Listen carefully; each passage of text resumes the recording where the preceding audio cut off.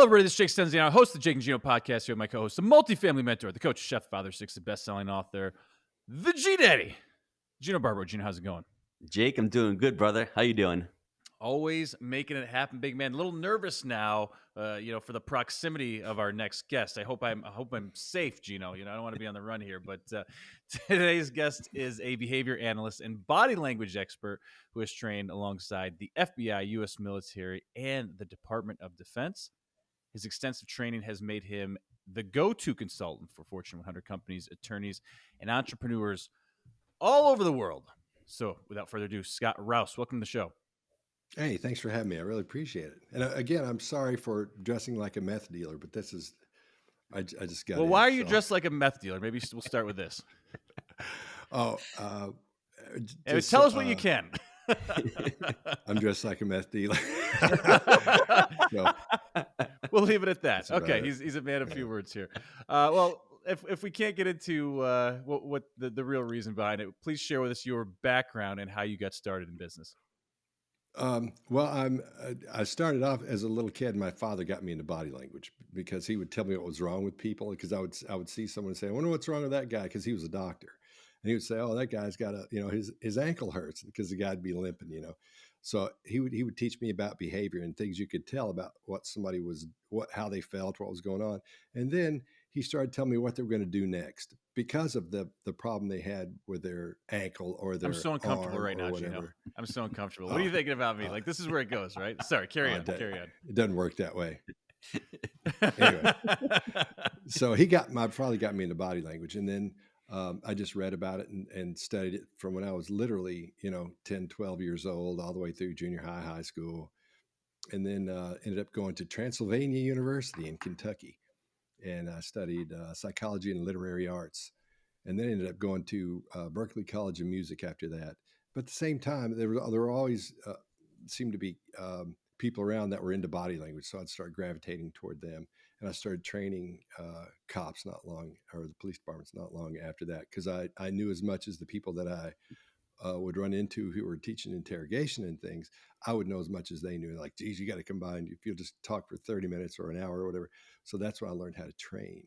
Or that's one of the ways that I learned how to train. I started when I was a kid, but that's one probably the simplest way to talk about it. So that's what I did. And then for the business part, I ended up being the entrepreneur in residence at the Nashville Entrepreneur Center from 2011 to 2017. And what I would do is I was assigned the task of training the new startups and CEOs in their body language. So when they pitched, it would be more advantageous for them to build that, how it is when you're pitching something, you got to build that initial bond with someone. Everybody thinks it's like Shark Tank. They think you go in and you make this pitch and like, I'll invest in that, but you're really just going for the first meeting. So I would train them in the ways to look like you should, to help gain trust with the person you're talking to. And then I learned how to create pitch decks and how to go through there, and came up with this thing that became known as the 14 slides. And it sort of became the Nashville pitch, was the way that I would structure these things, because it worked to this day. And it's not, and it's not every time, it's not millions of dollars, because a lot of it's contests and things like that. But to this day, every person I've ever trained to pitch something they've gotten funded. But now I'm watching those companies that I started training in like 2011 through 2017. I'm watching these guys become like billionaires as they go on to pitch and sell their companies that they've created. So, but every person I've trained, man, woman, child, whoever it is, they've all been funded. Not all have been successful as a business, but they've all, up to this point, they got the money. That was up to them after that, right? Yeah. And it might be $5,000. It could be, a couple of $1 million, those kind of things, so it goes from very little to a fairly good size in my range of things. And then the contests, where you have the pitch battles. That's why Scott's on the podcast right now, because he's written a great book, Understanding Body Language. I think everyone should go out and buy the book, because as I was saying off camera, two things that we should really learn in school: negotiation / communication and in money. We don't learn those. We had Chris Voss on the podcast a couple weeks ago. Go check him out on the Jake and Gino channel. That was a great podcast on negotiation. Scott, you're saying on this pitch, they've all gotten funded. What are some of the elements, some of the things that they've done to be able to get funded? Well, it's learning how to people, from a religious aspect point of view when it comes to this. I always say Jesus loves you, but I'm his favorite.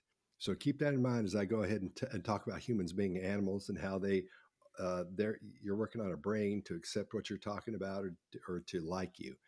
So I train them to do the things that make people like them. For example, I focus a lot on what's called matching and mirroring. Most people are under the impression they understand that because they think mirroring is when somebody walks up and does this, you walk up and do that too. But you have to sort of ease your way into it. And this is depending on what the situation is. You may not want to cross your arms. You may not want to sit there and do that because it'd look weird. They may think you're mocking them or making fun of them or something. So it's training them. You have to have awareness with it, right? Yeah. Exactly. Everybody's different, but you have to figure out who you're talking to or what kind of person you're talking to. And one of the ways I teach them to do that is to listen to what everybody always says, listen to what they're saying, but here's how you listen. If you really want to get into and find out what kind of person you're dealing with as soon as you can, you listen to the words they use. There are three ways we all are. When we communicate, everybody's communication style is different, but they're all the same in a way. But they break down into these three different categories. They break down to visual, audio, and kinesthetic. So some people who are visual people will talk about how things look to them. They'll say, "Oh, that's beautiful. I like that blue sweater," or they'll talk about movies. Or in their vernacular, they will pepper it with words that talk about the way things look. An audio person will say, and they'll say things like, "I see what you're saying. That looks good to me." That's the visual person. Then you have the audio person who will go, "I hear what you're saying. I hear what you're saying. That sounds great. Her shirt's a little bit loud, isn't it?" Everything would be around sounds. Not everything, but most of it will. Then you have the feeling person, the kinesthetic person, who will say things like, "Oh, it was a rough day. It's really tough," or things are really smooth. They'll talk about the way things feel to them kinesthetically. So once you figure out what that person is, once you hear a few of those go off, then you make your vernacular. You come from that direction. If they talk about the way things look, you talk about the way things look to you, or how you see what they're saying, those types of things. Mm-hmm. You have to get into it and find the words and phrases that will work best for those types of people. And depending on what your business is, if you're dealing with an analytical person, usually it's VCs and these guys who don't have a whole lot of worries. They do have the normal human worries, but outside of that, they don't have a lot of worries. So you've got to look at how old they are, what they used to listen to. We do a study of the people they're going to pitch to. I find out who they are. I have them find out who they are and bring the information. I go, "Okay, here's how we break this down. We talk about this. It's a home run because we know this guy's into baseball or this woman's into soccer, and we'll form our sentences around those things." So it's the whole thing's grabbing their entire brain one little piece at a time, so they slowly feel like they know you. You're building rapport subconsciously almost. Yeah. It's interesting too because when we were taught on mirroring, it was repeating the last three things the person may have said, and that's to great. Get into it. But you're going even deeper. This is a whole next level of mirroring here. Yeah, which I'm sure Rich, fascinating. Yeah, I'm sure Voss talked about how you would the last 1 to 5s, I think is what he calls it. When you use those last 1 to 5 words, Oprah's the master of that. She's got that down because somebody will say, that's when we went fishing this weekend, and she'll go fishing this weekend. So it's like that last 1 to 5 words, you just repeat them, and they connecting. They think, right?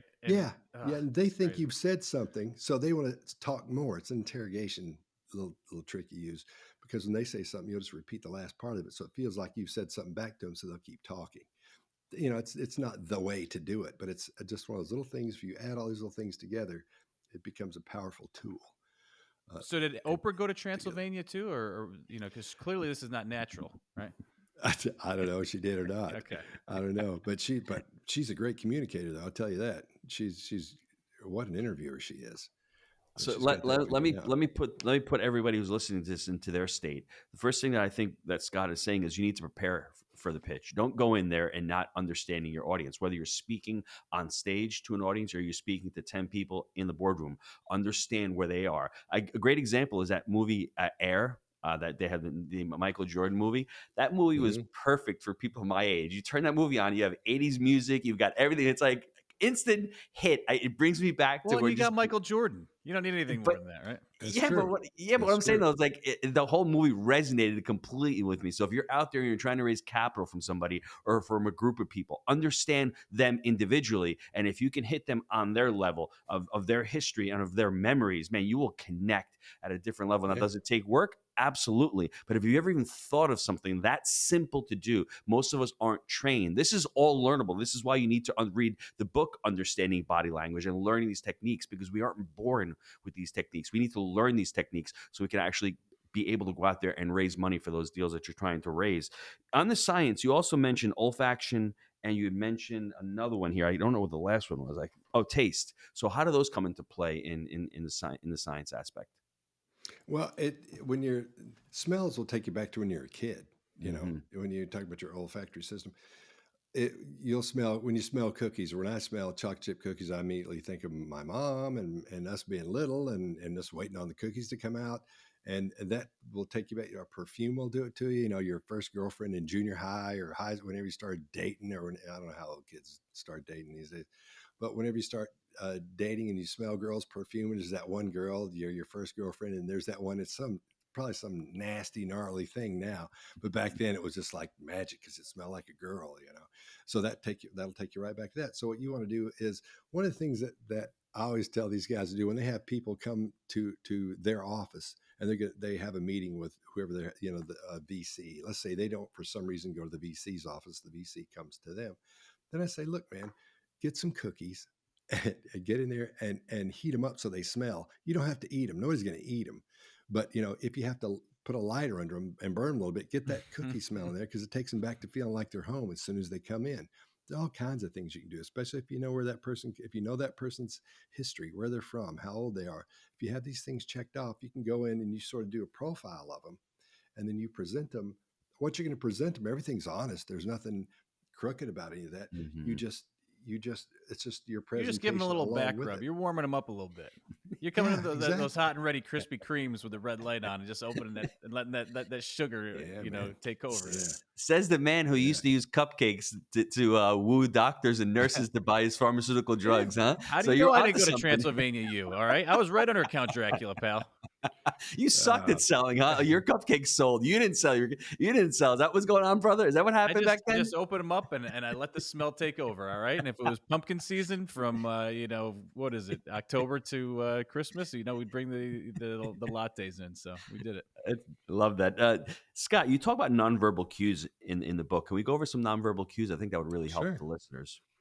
Sure. Well, one of the things you want to look for when a person here's one of the most, since we're talking about pitching, let's talk about some of those things.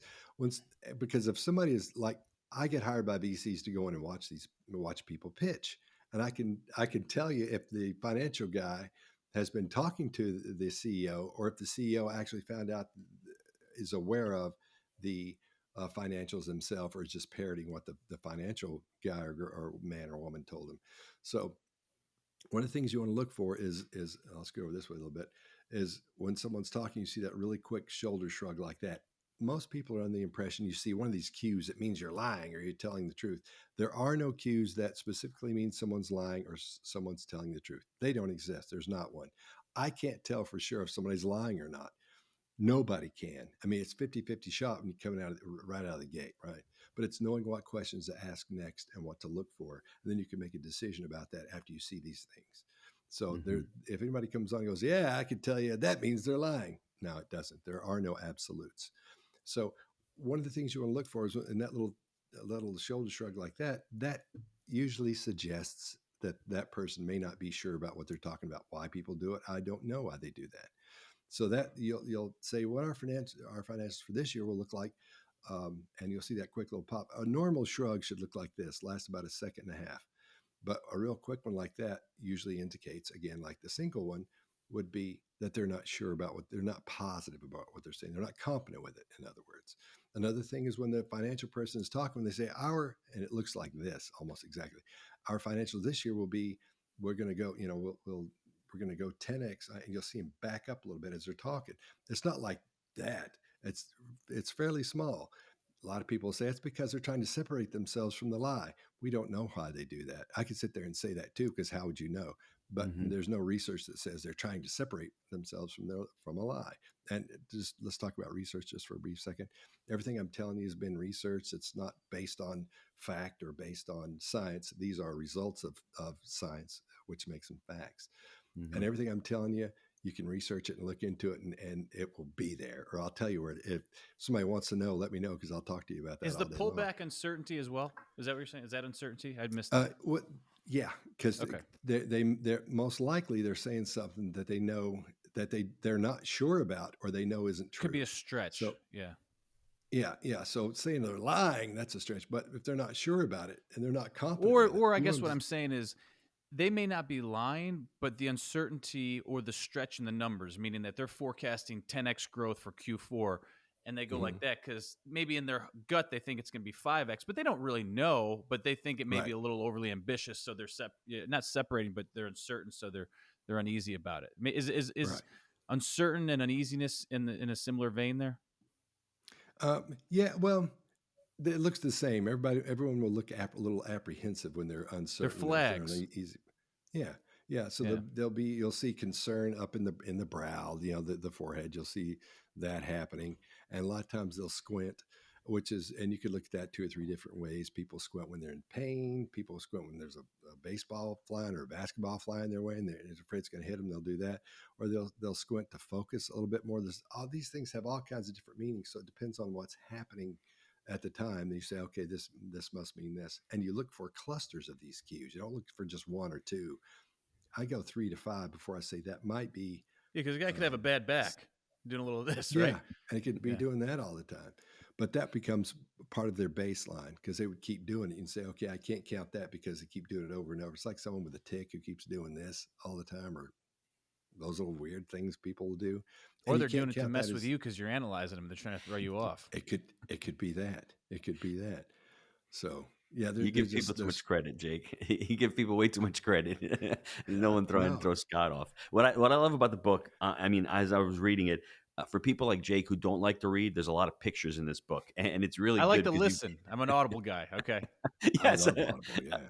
So in one of them, I think it's really great. You've got President Clinton and his speech when he was so uncomfortable talking about the situation. If you want to diagnose that speech, because he was obviously lying, he felt uncomfortable. So when you're listening to somebody pitching a deal, what was Clinton doing in that speech? He's holding the table. He's got his fingers. He's pursed lips. He's got that barrier. He's really close to the podium. All that stuff going on can be indicators of, man, your deal sucks, and you're trying to get me into this deal and it doesn't work. You want to dive into that little case study you have in the book? Yeah, a lot of that is actually that we're seeing on him was fear. And one of the big things that to pay attention to when someone's supposed to be telling you a fact is using illustrators, like I did just then. They're telling you a fact because illustrators are the way your brain emphasizes specific words or phrases, like I did just then, specific words or phrases. And when those things don't land on the words like this, I said specific words and phrases, or they kept going, that means that would suggest there's inner dialogue going on up there. So they're thinking about what's happening next, or they're thinking, did I mess up? There's an issue there. So it doesn't mean they're lying, doesn't mean they're telling the truth. It means something's up, and you need to dig a little bit deeper into that and find out what's happening. If you watch, so when he says, I did not have sex with that, if you'll listen to his hand hit the podium, you can hear it. They don't hit on the words. It's like, I did not have sex with that woman. So he's nervous. I did not. Yeah. I did not have. So he's not confident with that. Confidence is so important in all this, but that would suggest, along with the other cues that we saw in there, that something's up, because you're right. He's braced himself. There's a lot going on. He's in front of his wife, and the whole world listened to him talk about something he shouldn't have done. And he's being questioned about it, and it's ethical. So another thing you'll see in that is you'll see disappearing lips. That's when the lips just disappear. You'll see that's like, and what I call that, stress mouth, because you see someone you'll see it almost every time in someone's congressional hearing, especially if it's about their ethics, because that's just something for some reason people do. Some people may have a habit of doing that. It may mean nothing, but most of the time you'll see that person is under a high amount of stress when that starts. So those are a few of the things you'll see during that. And his forehead isn't really doing as much of what we term the grief muscle, which would show that he's that grieving, not just grieving, but sad about all that. So it was some odd psychological things, in my opinion, that were happening there as well. But I'm sure it's from panic and fear and nervousness of being in front of the world, talking about something that you did, but you're saying you didn't do it. And it's something that wasn't good, I know how to to overcome learn this, about Gino. you. You ready? Yeah, talk to me, brother. So if you're on the other side of Scott, he's analyzing you, right? The night before, go load up on Botox. Freeze the face. And don't use hand Yeah. motions. Yeah. Poker Just face. sit real still. Yeah. And then I'll know nothing's wrong at that point for just going, yeah, man, we're going to go to the. People have tried that, believe me. I'm trying it right now. Last question before we go to the break. This Mehrabian guy, do you agree with the 7-38-55 rule? At 93% of your body language is nonverbal. Can you go into that real quick? Yeah, there's a thing called people look at it like, and you'll hear him say, body language, communication is 93% body language, 7% the words you use, and 38% the tone of voice. So the 38-55 rule, not 93%, Yes. 95%. But when you take away the body language and the tone of voice, then you have words, which are 7%. Yes. And that started, I heard that back in the 80s. Yes. And when I heard that, I used to, and I will call anybody about to get information about behavior from them. There are universities from where I am all the way to Los Angeles and back that hate me because I call them all the time, asking them what they know new. But with the 7-38-55 rule, if you'll think about that, it says that communication is 93% or 55% body language, 38% the tone of voice you use, and then 7% words. Now, that would mean we could go anywhere in the world and we wouldn't need to speak the language of that country. We could we could just grunt and moan and just sit so there. much easier. It would be. It'd be more like my first marriage. That's how I was going to say. That's how Jake communicates with his wife. He's like, and she brings him a shake. So I mean, he's got that down pat pretty good. Hey, that's why we've been together over 20 years. It works. There you go. She knows you really well. Yeah. So if you take away the body language and the tone of voice, you've got the words. That's the most important part. And people, because you can't communicate efficiently without talking. I can say, oh, I don't feel good. You can do stuff like that. And if you're playing charades, I mean, we've all played charades, and we know that you got to have words. It's tough to and you can do anything you want with charades as long as you don't talk. And look how tough that game is. So that whole thing. So I called up Albert Mehrabian and I said, hey, look, I've been hearing this thing. And everybody's calling it the 7-55-38 rule of communication. And he said, listen to me. I did not come up with that. Somebody else took 2 studies I did and put those together and somehow came up with this 7-38-55 rule. Mm-hmm. He said, promise me, when everywhere you go, so that comes up, will you please straighten them out? Because this is when it first started taking a hold. It was back at, the early 80s. Yes. And I said, yeah, I'll tell him. So I to this day, I do. I called him before I did I did a TEDx talk on all that, on body language and the 7-38-55 rule, all those, how they're the myths of body language. A lot of it is what it was. And I called him and said, hey, I'm getting ready to do this. Can I use your picture and your name? He's like, yeah, please do. He's an older guy now, but still, yeah. So that was, and a lot of people use that because they're not aware that it's not true, because people will hear things over, and you'll hear professionals like in my business that'll open up and say 7-38-55 rule, but they just haven't done their research and found out, oh, that's not true. That isn't true. And then you got people like me who like every day look it up and find out what's happening and call people every day, because the information that I give people, if I give them the wrong information, it can get them killed. When I'm not dealing with entrepreneurs, of course, it may get the entrepreneurs killed. But, if I'm dealing with the military or law enforcement, so I make sure everything that I talk about has been researched, and I go back to the dang matrix on that thing to make sure I'm not giving somebody bad information so they don't get hurt or shot or miss something that they should see on someone. So, Gino, don't go with the 7-38-55. All right. Will not. Yeah. I'll go with the bring me my shake, woman. There we go. All right. Let's take a quick time out to hear from our sponsor.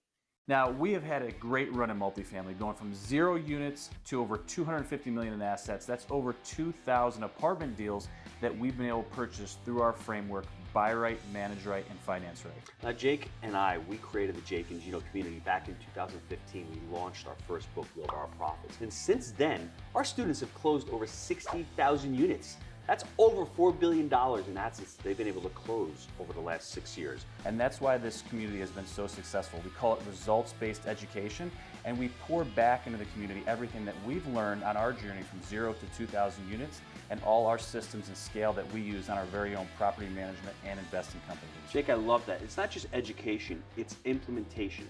So what I want you to do, click on that link down below, apply to work with our team, see how we can help you on your journey in multifamily. All right, we are back. So Gino and myself are business owners. A lot of folks listening right now are business owners. What would the basic tips, because we get pitched a lot from vendors and different folks coming in. So we're on the probably receiving end of pitches more so than giving pitches in many instances. So what the basics should we be looking for to sift through the BS? Okay, the first thing that when at the Nashville Entrepreneur Center, we had mentors, and these people would be of the highest caliber to come in and help the new startups through there, because there was an incubator there that we ran people through called Jumpstart Foundry, and then one became part of the Entrepreneur Center itself.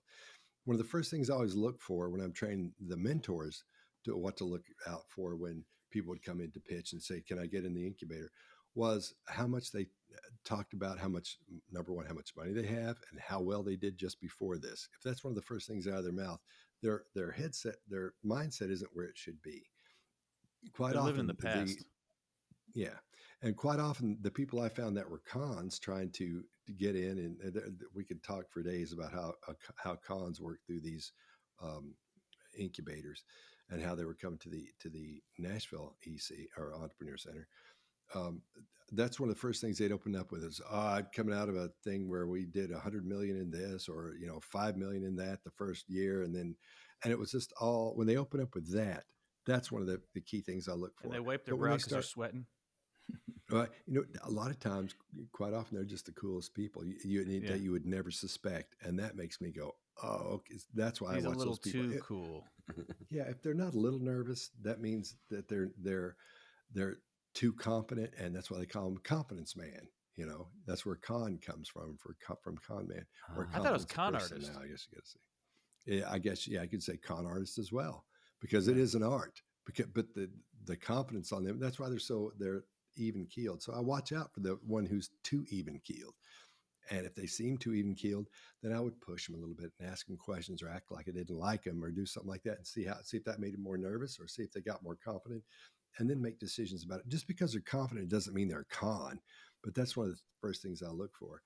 When someone's pitching to you, one of the first things to look for is how they address you. I mean, you can sit there and they may not, this may be their first time. Their idea may be like Ring. Did you guys see Shark Tank when the Ring guy came on and nobody invested in it? And now he's a shark too. So you got to watch out for that. That may be happening. He sold to Amazon. Yeah, I know the thing. I didn't see that one, but I remember them. Yeah, I don't remember his name. He's a shark now? I can't. Yeah, put just throw it in YouTube and put in Ring Shark Tank. Oh, it's and you're going Amazon owns it. Yeah, you'll be screaming at your screen, telling them invest in it, give them $1, because this guy's like a billionaire now. So anyway, so if they don't get nervous, that's one thing. But if they do get nervous, but you have to put everything into context with what's going on. It depends on their age, depends on where they really did come from, and did you research this person before they got there? You can't do background checks on everybody. You just have to kind of throw them in the Goog and see what comes up. Check their LinkedIn, do those types of things, and see if what they're saying is true, or it may not be true just because it's on the internet or on LinkedIn, but see if they're at least following what they said. So my first thing out of the gate is make sure you know what's coming in. So when you start talking to them, you'll be prepared there. But it's the whole thing of looking for cues that would tell you that person may be being deceptive. a lot of times they are being deceptive because they're just trying as hard as they can. They don't know what they're doing. They just know somebody said, you should go down to the Entrepreneur Center, or you should go pitch to these guys. And nobody sat him down and said, look, here's how you pitch. So they'll look nervous. And it doesn't mean they're lying to you. It just means they're nervous and they don't know what they're doing, but they're trying. So those people, you got to kind of take aside and say, look, man, I can see you don't know what you're doing. Let's work on that. Let me tell you, and you guys can say, look, go talk to so-and-so or get some help here. You might want to try this, and then come back once you get that done. Because when I train entrepreneurs, what I would do is I had for Nashville, I knew all the investors. So what I would do is whatever their business was, I would find the people I knew would not in a million years invest in them. And I'd send them to pitch to those people so they can practice and rehearse. They'd have all the trappings of, this guy's, Did it ever connect? So much. No, because I knew, if somebody's just into healthcare and you take them a tech thing that's about fishing, that'd be great, though. You're not going to be into it. Then I always got the call afterwards. Okay, your person came, that woman came in and that was funny, but or the guy came in and we don't do fishing stuff here.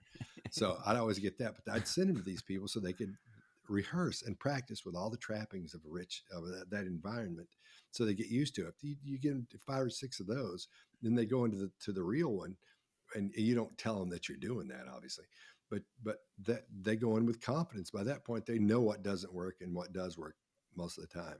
But they got to rehearse it a lot, practice that a lot. I got to give you a virtual fist bump right now. So the next time I get the person that comes on that's doing the posture bullshit and telling me how great they are and how much money they've made, I'm going to say, let me cut you off right there, because my boy Scott, Scott Rouse, body language expert, told me to watch out for what you're doing right now, and we're done. We're shutting the meeting down. There's the door. They may just be insecure and have to tell you about all that, but that's what I'm saying. You have to take all that into context. Yeah, I agree. Any book recommendations?